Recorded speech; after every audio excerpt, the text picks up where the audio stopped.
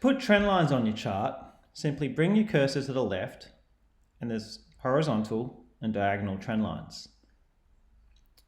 To use them, just click on them and drag your cursor to where you want it, click and drag it across.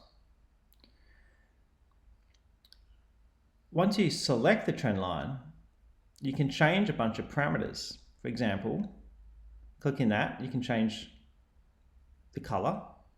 This changes the thickness of the line. This makes the line solid, dashed, or dotted. And this option takes away the arrow or puts the arrow on.